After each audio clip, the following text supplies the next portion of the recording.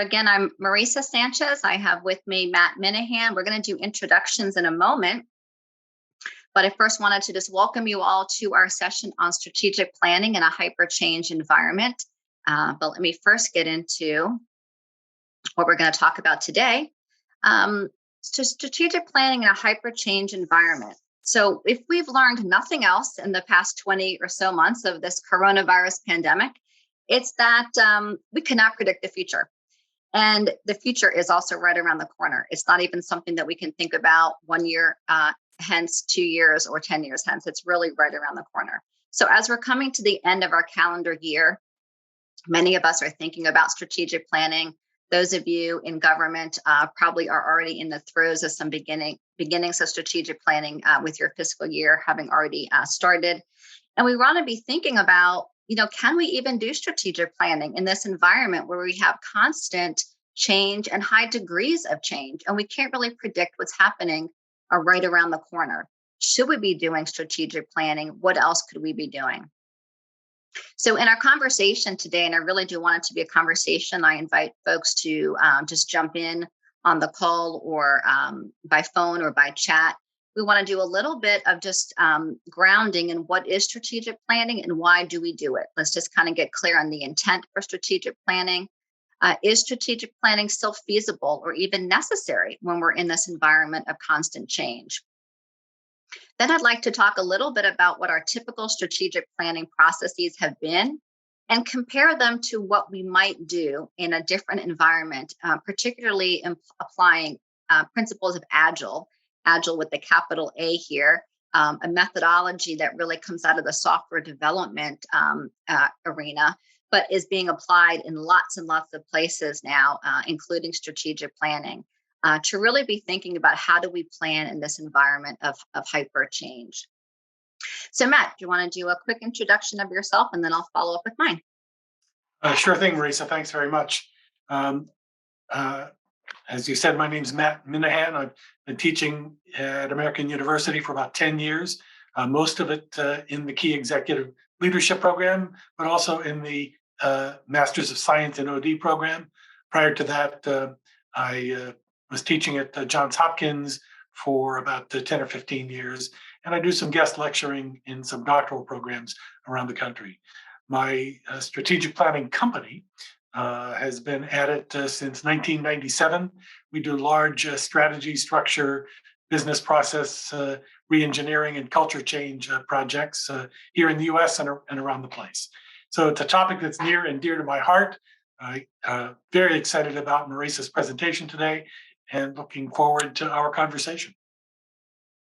Thanks, Matt. And I as well have been doing strategic planning for quite some time. I've been an organization development, change management consultant for 30 years or so now. Spent the first 15 years of my career in an IT management consulting firm. So did a lot of very large scale change work in technology and also large scale strategic planning. But I've also been really fortunate to do some strategic planning in the nonprofit sector, as well as federal government and corporations. So I'm excited to really talk with you all about a new way of doing strategic planning. Hopefully, a way that we think is just really effective given our environment today. So that's it for our introductions. We want to know who's on the call today. We probably have too many to go around the horn and audibly introduce ourselves, but maybe by chat, if you would. We've already see your names in chat, but in chat, if you could just tell us who you are, what organization you work for, what's your role? We'd love to kind of get a sense for if folks are in the OD change fields, if you are in leadership management, what kinds of roles are you playing that are really going to, be applicable to our topic today, strategic planning. So let us know who you are, what you do, where you work. Great. Oh, Smithsonian financial manager. Very cool. Other folks, TSA, AFS, okay, mission support.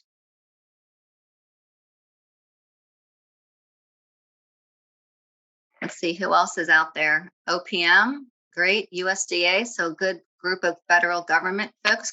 Great to see that. I love to see strategic planning in the federal government. DHS, Inspector General. Okay, these are going by fast for me to read, but I'm just kind of taking them all in. Love it. All right, good. Thanks for introducing yourselves. I appreciate it. And again, we're going to have open dialogue here, so feel free to continue to use the chat or just open your phone line to have some conversation. So let's begin with what organization strategy is first.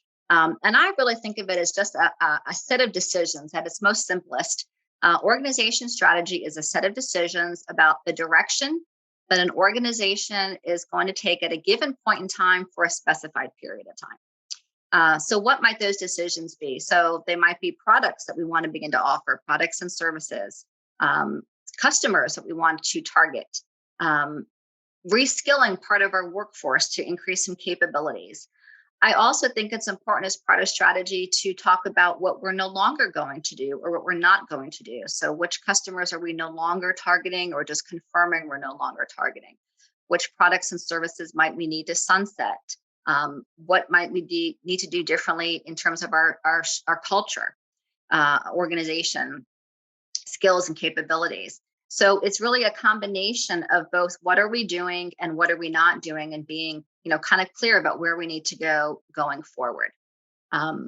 So a question for all of you, again, just chime in on chat, or again, unmute yourselves and just speak freely here. What might cause organizations to make different decisions about the direction it needs to go? What might be happening within the organization or outside of the organization that's impacting the organization that would cause an organization to say, we need to make some different decisions about where we are today and where we want to go moving forward?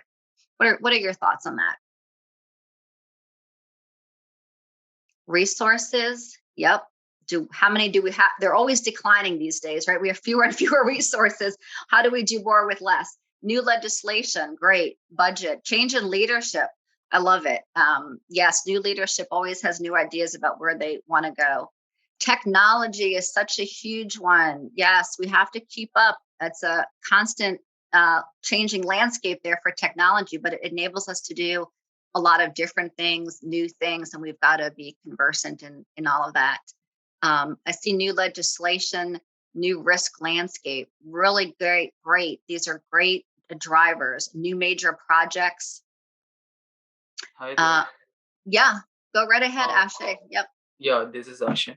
So I was thinking about some on a general sense that environmental demands and constraints and opportunities that organization can have can affect the organization decision to apply strategy to meet their goals. Yeah, exactly. So, yeah, a very general sense. Right. Yeah, all of those things can certainly give you pause to say, do we need to be doing something different? And actually, the strategy work may be even that the decision is to keep doing what we're doing based on what's happening.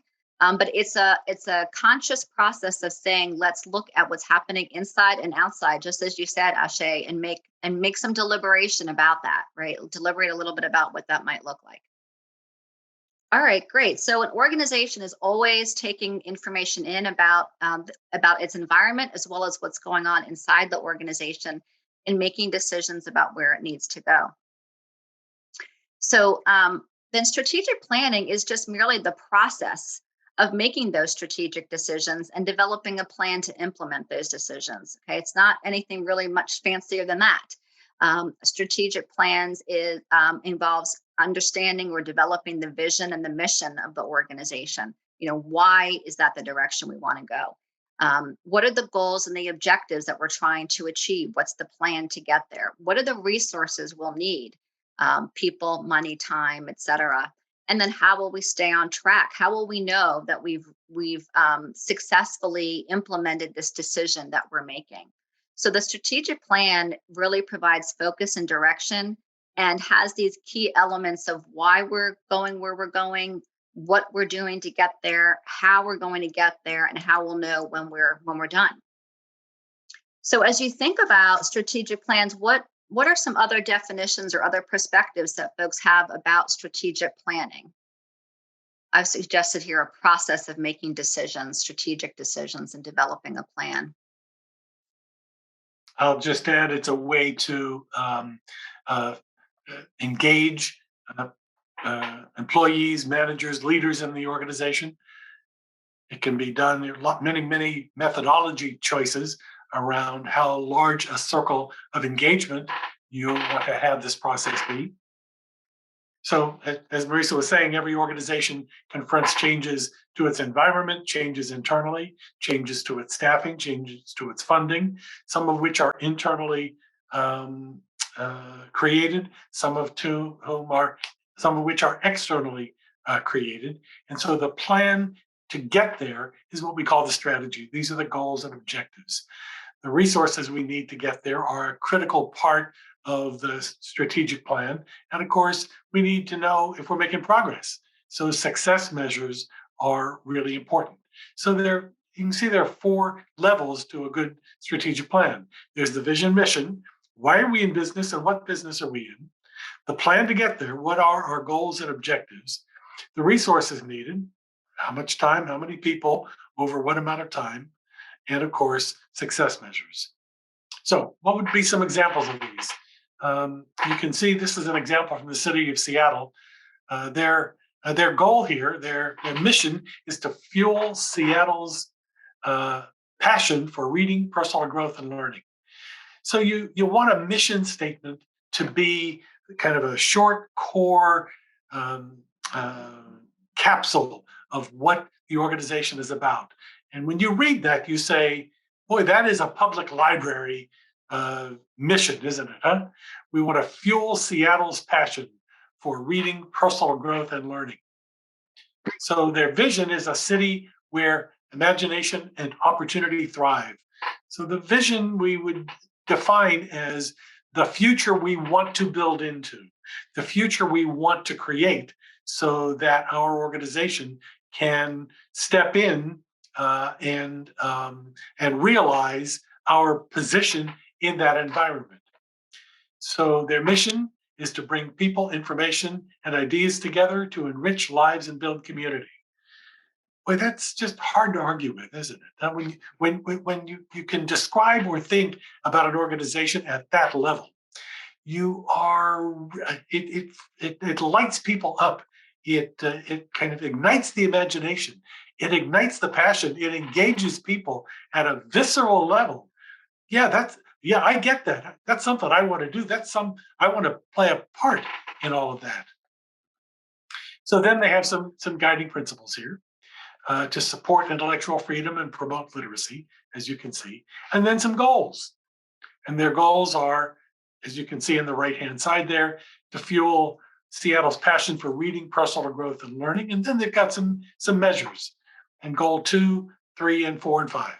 All right, great, thanks. I just wanted to share an example of a strategic plan so that we're all on the same page about what we're talking about. You know, some of the key elements of a strategic plan.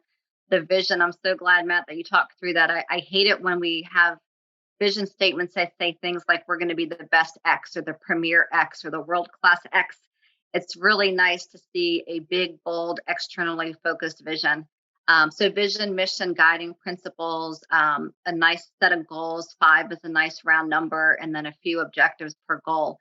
But I wanted to get some feedback from folks too on other strategic plans that you've seen, other elements of strategic plans that you've seen. What other elements have you found useful to be in a strategic plan besides the vision, mission, guiding principles? Sometimes we see values in there, goals and objectives. Other things that people have really enjoyed or found very helpful in the strategic planning work that you've done or strategic plans that you've seen? I'll just add one, Marisa, just to get us started here. And that is they often have 2 or 3 sentences about the external environment, 2 or 3 sentences about what's driving this change. What is bringing us to do this thing in this moment? So some contextual framing is often a part of a good strategy. Yeah. No, that's great. I'm seeing in the chat also high-level roles and responsibilities. Steve, do you want to say a little bit more about that? um, roles and responsibilities to implement the strategic plan. Is that what you're thinking there? Yeah, I'll give you. key idea behind that is not a program plan level of detail, but at a much higher level. Who are the champions of each of the goals? Who are, for example, the executive sponsors or something like that. Great. Strategic plans that tend to include that actually help, I think, a lot of the readers of that strategic plan, particularly within the organization. Great. I love that. Good. I also see measures and milestones for success. I love seeing that. I don't often see that. That's a really good one. How do we know that we're marching towards in the right direction? And how do we know when we get there? So good. I like those additions that you all have made there. I wanted to just share a little bit about what our typical or traditional strategic planning process looks like, so that we can compare that to something that might be new and different in this new environment. So typically we think of strategic planning as a project. We want to first kind of scope it out. What's the time horizon? Are we doing a 3-year strategic plan, a 5-year strategic plan? Believe it or not, back in the 90s, we used to do 10-year strategic plans. I can't even imagine doing a plan or even thinking about what's happening in 2032 at this point.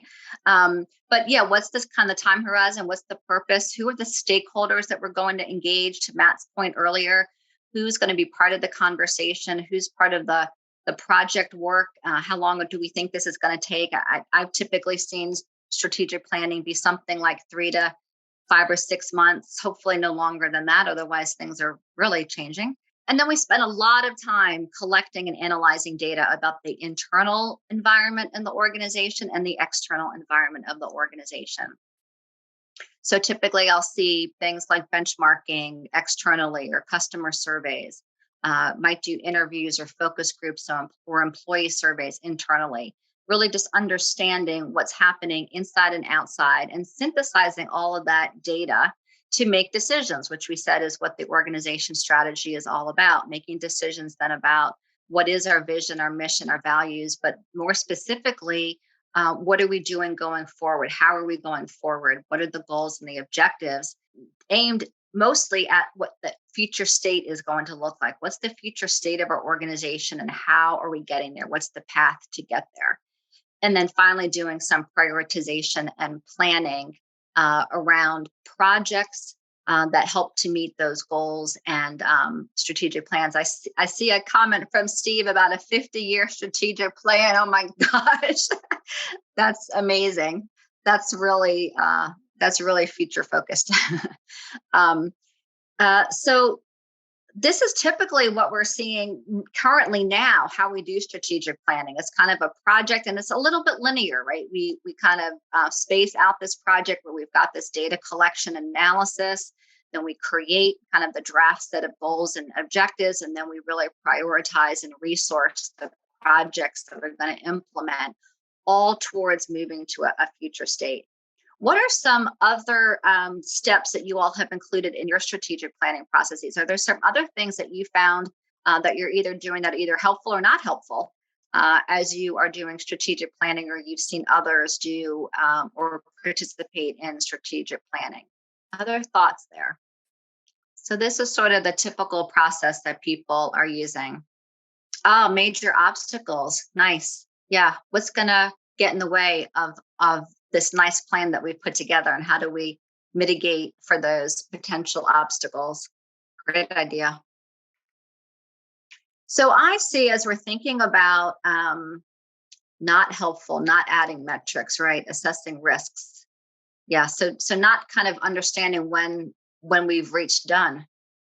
Sometimes these strategic plans just seem to just take a life of their own. What I see as the problem here, as we're thinking about strategic planning in an environment of constant, significant change, is the sense that we're building something towards a future state, that we're assessing where we are today and where we need to go to build a future state. So that's the problem here, is thinking about strategic planning kind of mechanistically, moving from point A to point B, like we were on a roadmap, and going from one city or state to another city or state. and how do we traverse our way to getting there? What are all the steps to getting there? What I would like to suggest is that we move away from thinking about strategic planning as current state to future state, but really thinking about change and planning for change as an organism in an environment that constantly needs to adapt to what's happening both inside it as well as outside of it. So if you think about a forest, for example, let's think about a forest that has very heavy rains for several days. That's a kind of a big change. How do the animals, the insects, the trees, how are the plants, how are they adapting to this deluge of rain over several days? What do they need to do to protect themselves or absorb the water or get to dry land or whatever it is? How are they adapting to this immediate change in their environment? Or the human body is another example. You know, we catch a cold or a virus, as we're all talking about these days. And how do our bodies adapt and try to help us heal? We have an injury. What do our bodies do to help us heal? Sometimes we need medical intervention, but our bodies are always looking to adapt to what the current state is, what changes we're experiencing. So I like to be thinking about strategic planning is not getting from point A to point B, but what are the small decisions that we need to make to adapt to things that are going on around us constantly? How do we constantly sense what's happening in our worlds internally and externally? And then what decisions can we make to help us adapt to those changes in the moment, as opposed to putting together a plan and thinking about our future state as something further in the future. So wanted to get some reactions from you all about this kind of a shift in metaphors. Does this help you think about strategic planning in a new way, particularly in a way that may be more helpful in our environment of constant change? So I see one comment here. I've had a number of conversations about strategy in a complex changing world. This slide is helpful to share. Okay, great. Yeah, other comments. What are your reactions to this suggestion that we think about strategic planning using a different metaphor, a different way of thinking? Yeah, I'll just get it started with that is, a lot of it depends upon the metaphor we use for the organization. I mean, we were brought up with the machine as the metaphor for an organization, and if our organizations were machines, we would need a roadmap like the one in your visual here. Once our metaphors started to shift toward organization as a living organism, suddenly now the picture that you've got here is really adept. Emerging metaphors have to do with organizations as energy fields and places where interactions occur. And so if you think of organizations as a network of human systems, then suddenly our metaphors for change need to change as well. Yeah, that's great, Matt. I appreciate those contributions. And I think for organizations that do think of themselves as organisms, they might already be here. My experience is that most organizations still think of themselves as sort of the machines. What are the inputs and what are the outputs? What are the inputs? What do we need to do to get the outputs that we're trying to get? So it is a different way of thinking. A couple of comments that I'm seeing that I really appreciate here is that this metaphor of organism helps us to deviate from a plan, right? So many times we have a plan and we're now just sticking to that plan because we had that plan. We committed resources, we committed time, we committed people, we've got a budget. The whole process in our federal government about obligating funds to something that we said we're going to do 9 months ago is part of this, right? We can't really shift easily our resources to adapt to what's happening right in front of us. Let me take some time to read through some of these other comments here. Blair did a strategic plan this summer. Significant shifts, it required us to do exactly learning. We're going to talk about that. Use the shifts in the plan as a learning moment. Great, a great moment to be adaptive to change. Yeah, good. So I hope that this shift in metaphor and really kind of the traditional, we're going from a current state to a future state to really more of a constant being that we need to constantly sense and adapt is helpful for you all. So the intent here, I think, of strategic planning is the same. I don't think the intent of strategic planning changes. We still need to make decisions about the direction of the organization. But what does change is that we move from episodic strategic planning.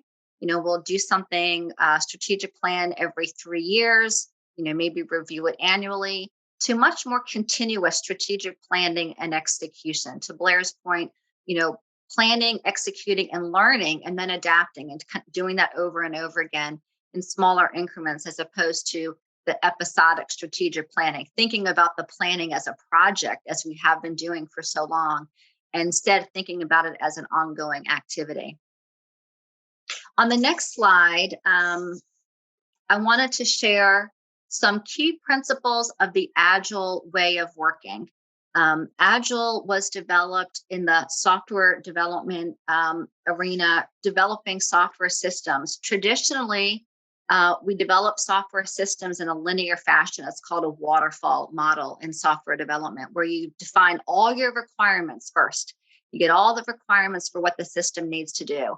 Then you design the system. Then you build it and you test it, and then you roll it out. And what was happening was, for some of these large projects that we are building, that may take years to get to some kind of a rollout, our technology is already now moved on. The system that we've built is almost obsolete by the time we're rolling it out. And so the software development field really kind of honed in on this problem that they were having themselves, looking for different ways to get around this and be more quote unquote agile. So I want to introduce 4 ways of working that I think are very applicable to strategic planning and many other things that we do as organization development and change management professionals and leaders and managers in the organization. The first concept I want to introduce is this idea of a minimum viable product. What's the one thing that we can do very, very quickly that adds value to our customers? The swing set is kind of the classic a picture for this in Agile. So think about those big jungle gyms in the playground, and they have multiple swings and multiple slides and platforms and rock walls and ladders and lots going on. That took a while to create the requirements, create the design, then develop it, then install it at the playground. It might have been, who knows, 4, 5, 6 months from the time Parks and Recreation ordered that jungle gym to the having it finally installed and ready for kids to use. The minimum viable product is literally, what can we do in 2 weeks? In Agile, it really is 2 weeks. What can we deliver in 2 weeks' time that will be of value? Now, it's not going to be the big jungle gym. We know that. We have 2 weeks to put together a very simple swing set. However, this does a couple things for us. One, it adds value right away. Our customers, kids, can start to use that swing set right away. It might only have a couple things on it, but hey, they can go to the park and they can start to swing, use some pull ropes. So we're delivering something very quickly. The other advantage to delivering something very quickly, it allows the designers to see how are our customers using our product. And what are we learning about that? Is it working? Do they like it? Do they not like it? Are the swings set too low? Is the material that the swings are made out of, is it, flaking, ripping? Is it not conducive to the size kids that we have on the swing set? So we can begin to deliver something, and then we can begin to test it. And that's the second way of working in Agile, which is everything is an experiment and fail fast. Okay, we want to really put something out there, see what's working. This is to Blair's point earlier. What are we learning?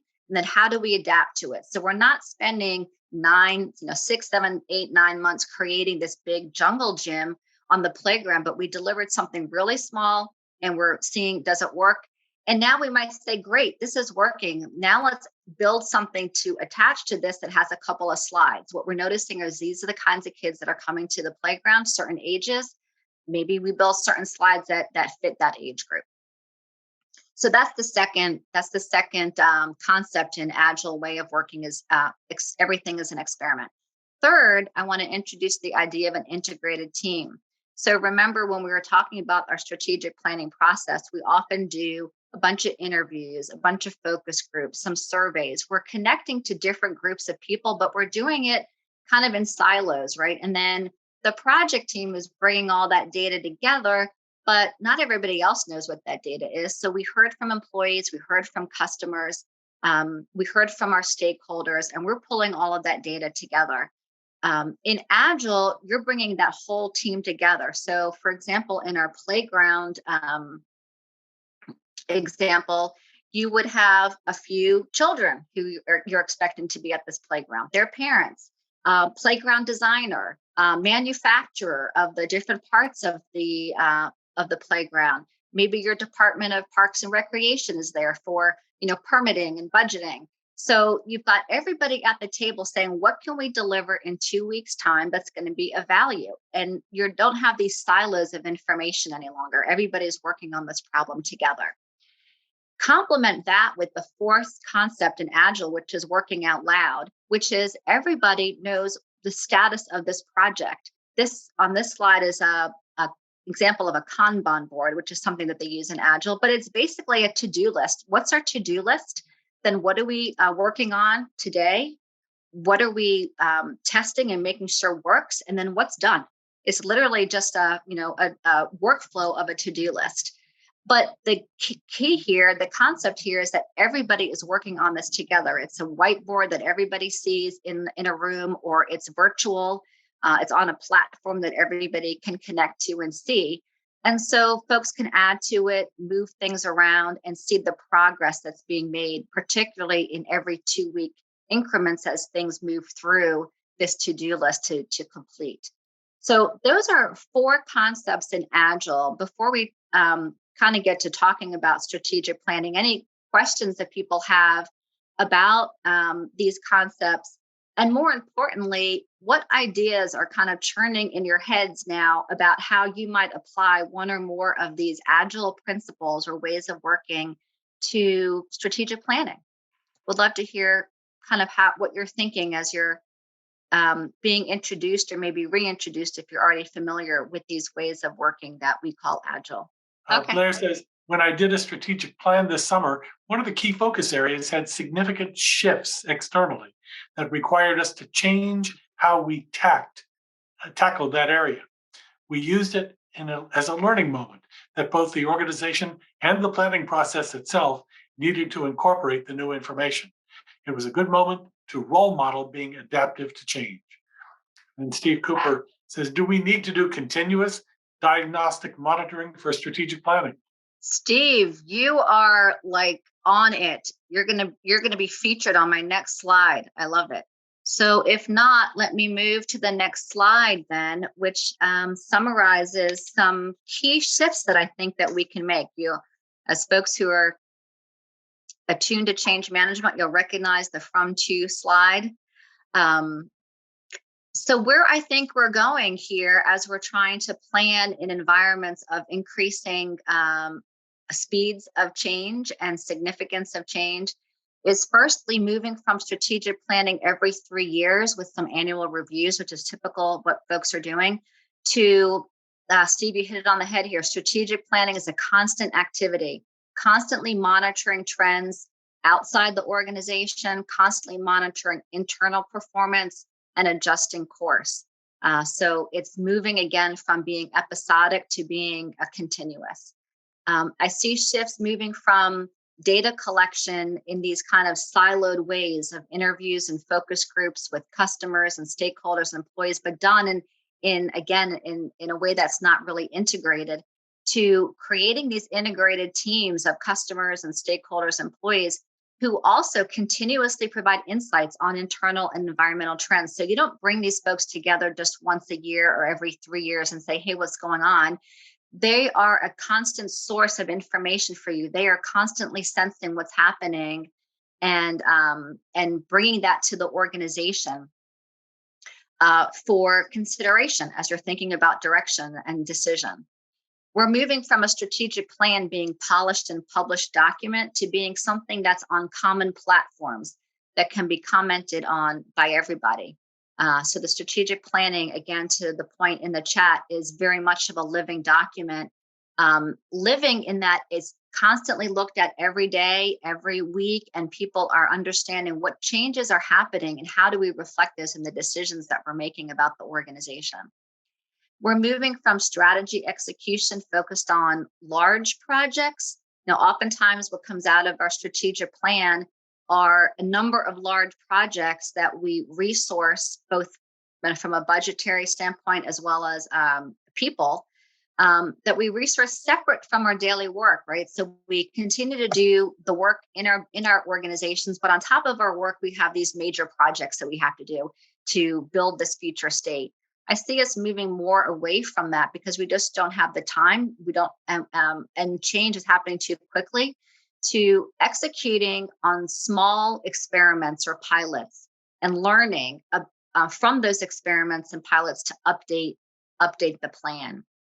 And then finally, moving from strategy execution that requires large investments in resources to really driving our strategy execution by the value that we can produce very quickly. Again, that minimum viable product. What decisions can we make today for the organization that is going to make a difference right now? Not decisions that are going to make a difference 2 years or 3 years from now, but what can we do right now to respond to our environment internally and externally? So I see a few comments coming through on chat. So let me kind of back up and get in there a little bit. So I'm seeing here there's sometimes hesitancy to try ideas that might not work. Need to find ways to make it safe to experiment. We could do like a whole other session on this topic alone, is how to create cultures of, this is really creating cultures of innovation, right? If you're going to be an innovative organization, you've got to make it safe to experiment. Failing is a sign of learning. And that's really a culture. It's a reward system. That's a huge topic, but I'm so glad that you brought that up. Yes, we have to be able to make people able to do that in the organization. Blair says we checked in with key stakeholders at every key step. So constantly, each step you were including folks that had a stake in the process, had a stake in the change. Great. If there's anything more that folks want to say about your comment, just chime in there. And then I say, one of my understandings of being agile is breaking a big task into smaller tasks. Yes. And it's not just smaller tasks, but it's also that value, right? It is not waiting to build and deliver the big jungle gym, but what's the thing that we can deliver right now very quickly that the kids can start to use immediately? So it's not just breaking things into smaller tasks, but it's actually delivering. That's the real key here, is delivering things very quickly. And so in strategic planning, we want to be thinking about not the big projects that are going to get us to some large future state, but what is happening right now. What are the 1 or 2 small decisions we can make today? What are the things that we can do to help us adapt right now to our environment? Those great comments. So a couple of questions then, just to get you thinking about this. Which of these shifts most resonates with you? Love to hear from folks on the chat, or raise your hand again. What shifts are you finding really compelling? Something that you think I'd really like to try that. I think I'm going to try something new there. Anything that kind of pops out at folks about one of these 5 shifts? And then I'll ask the second question while you're thinking about that one as well. Somewhat related, does this spur any ideas for how you might move from episodic strategic planning to more continuous strategic planning, execution, learning?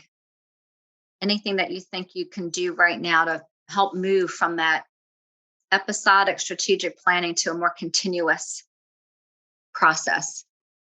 Love to hear your thoughts on all of that. While folks are gathering their thoughts here, what appeals to me about this is the fact that everyone in the organization becomes responsible for the strategy. in the old days when we used to do this, you'd take 10 or 15 people off the line and lock them in a room for 6 months and create a war room with, dictionaries and encyclopedias and data sets and flip charts and markers and graphs and charts and all kinds of resources. And today, when we do this, we're expecting everyone in the organization to know it well enough to be able to be in these conversations, to know it well enough to be able to take action that is aligned with the strategy, so that the strategy becomes a part of everyone's work rather than something that 15 people have been doing for the last 6 months. Yeah, absolutely. And really getting folks engaged on a continuous process. Let me see some other questions coming through here. Actually, from our key executive program here, are there any software platform recommendations you might have to conduct strategic planning?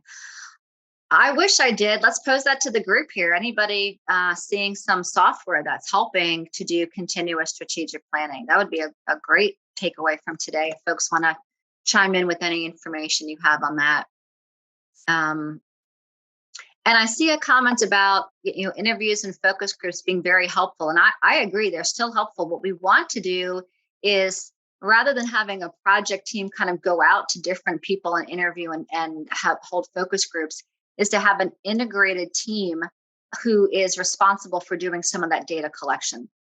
So that group is constantly sensing. So they may be doing interviews a lot. They may be doing focus groups a lot. They may be something is coming up in the organization and they say, and they're part of the organization and they say, let's hold a focus group on that. So it's not kind of a schedule of we're holding interviews and focus groups for the next 4 weeks and collecting all the data.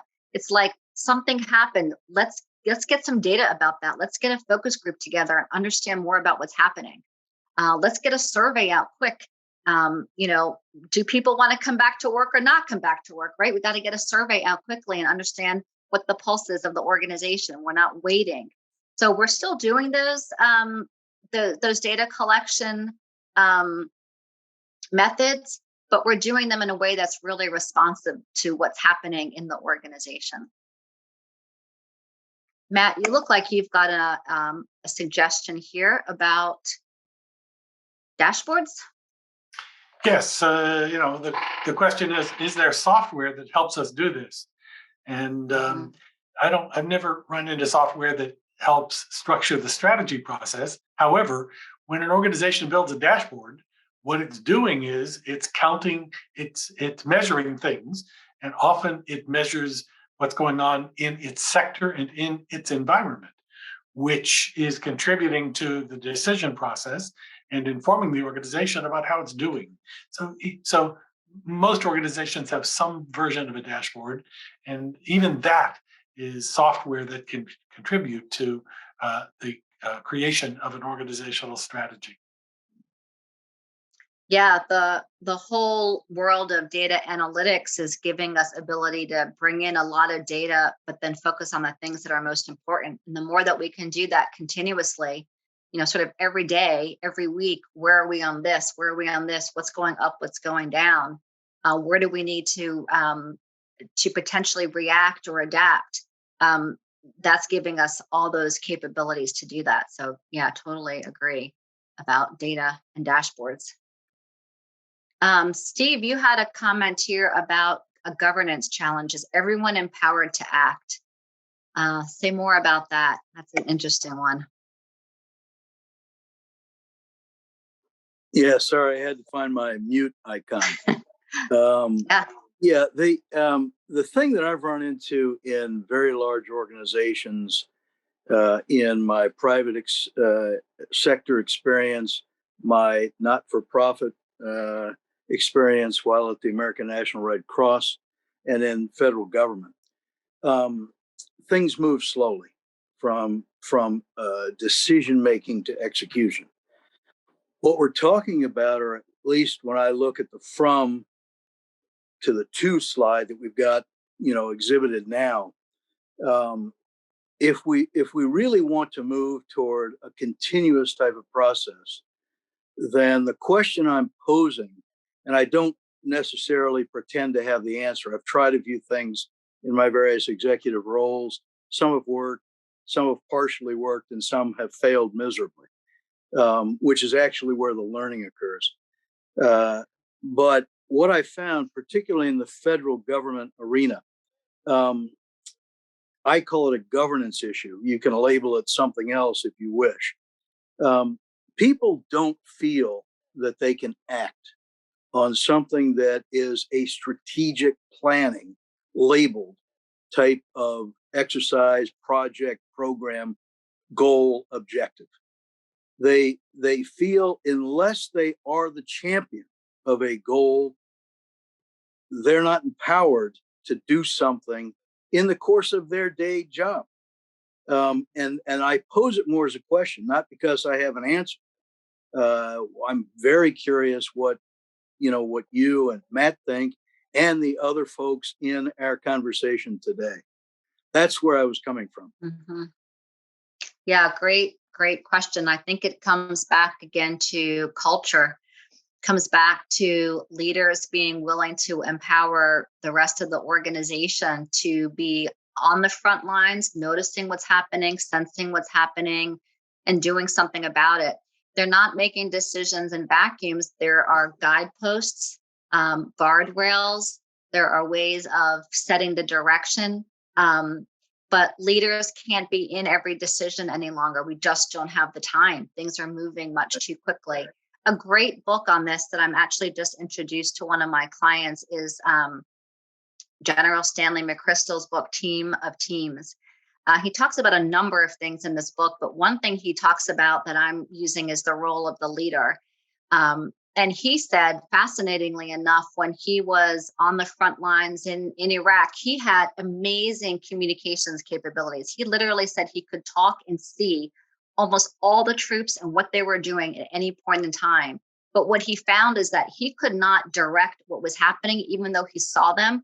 It wasn't instantaneous enough. Even that level of outreach was not instantaneous enough. So he really shifted the way he thought of himself as a leader, which we teach a lot in leadership development. It's not new, but it's kind of interesting to hear it come from, this general, high-ranking general who's very much involved in the work of the troops, saying, I set the direction, and then I need folks to be able to be empowered to make the decisions they need to make where they are.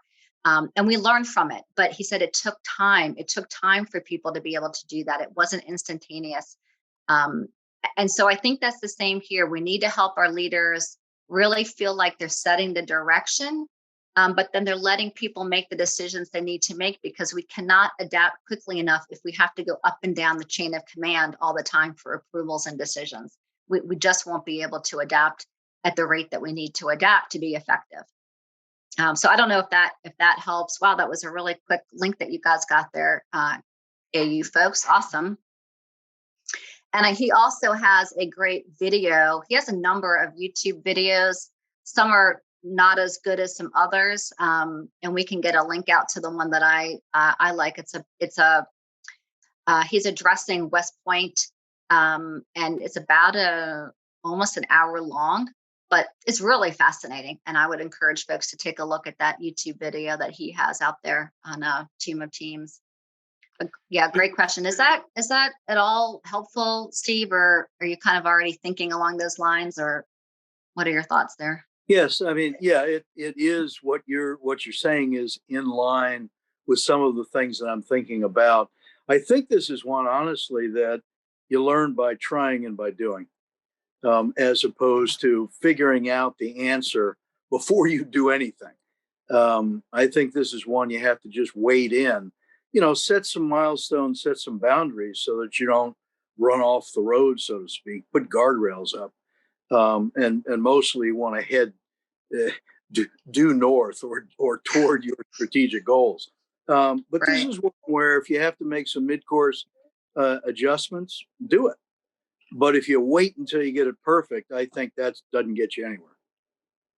Right. And that's really the whole theme of Agile, right? So it's almost like let's let's do agile in a new way, but let's think about testing it out in a new way. So let's just try to do something new and different in strategic planning. Let's not try to come up with this big process and wait until everybody's ready and all leaders are like, okay, we'll do this differently. Let's just get in there. What can we do in 2 weeks' time to show that we're planning differently, that we're adapting differently, that we're sensing and responding differently? To your point, Steve, let's just get in there and see what works. That's really the name of the game for Agile itself. So it's almost like using Agile on the process of strategic planning to be more agile in strategic planning. It's like my mind is now kind of blowing up here. Yeah. Yeah. Can I push that a little bit further? What I was Sure. really going after was, I agree with everything you just said, but that's the strategic planning speeded up, so to speak, in a much faster collaborative process. What I'm after is, look, the only proof of a strategic plan is in executing the plan. In other words, you could develop what you think is an ideal plan in 2 weeks, right?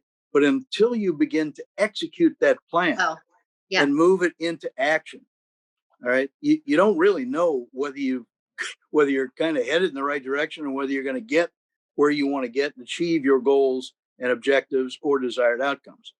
So what I'm really talking about is, pushing further so that you begin to do what I call operational pilots. In other words, take the same thing that we're talking about with Agile and just apply it to, okay, I now have, I've got something I've done in a couple weeks. Well, now I'm going to execute. I'm going to set some boundaries. I'm going to limit my scope so that I can move quickly and figure out, are we headed in the right direction? And one of the other participants said something that I think is extremely valuable and really important. They talked about having measures of success. That's not exactly the wording they use in the chat, but whoever it is can speak up and take credit. I agree with you. Put those measures of success in place and get going. All right. And use those measures. Set them 2 weeks out, 4 weeks out, 90 days out. And if you're on track in achieving what you expect to achieve by those appropriate measures of success, keep going. And when you hit a measure where something isn't aligned, then at that point, you kind of do a quick update of your strategic plan, so to speak, or your goal and objective, and keep moving forward. Does that make sense? Yeah, that's exactly what I meant. Yeah. That's exactly what I meant by moving from episodic to continuous. So you just get started, you start to learn, you adapt course as you need to based on what you're learning, and you just get out there and start doing it on a continuous basis rather than doing it only during certain times of the year or with certain people. Yeah, absolutely.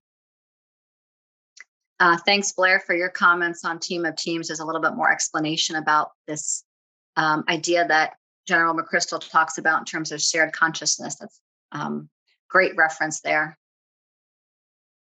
Good. Other thoughts on this? I hope you're taking away a couple of ideas about how to rethink strategic planning in general. And to Steve's point, just kind of get out there with something that you can do in a couple weeks' time, a few weeks' time. Experiment with it, learn, adapt as you need to, and move forward more incrementally than what we typically think of in terms of our strategic planning work. Questions that people have. I'm going to go to the next slide, which is just a big question slide. Hi, this is Asia. No questions, just a quick comment. I wanted to take the session because my unit within the Smithsonian, I'm not actually in a museum. I'm in a smaller unit that designs and travels exhibitions and travels them around the country. We just finished our strategic plan just earlier this year. And with everything changing so quickly as we were planning and doing and having these committees and all the stuff that you're supposed to do, things were changing literally within hours of some of the ideas that we were having and some of the goals and objectives. With the coronavirus, we weren't able to travel a whole host of our exhibitions because there were museums around the country that had to close. They didn't have money, they whatever.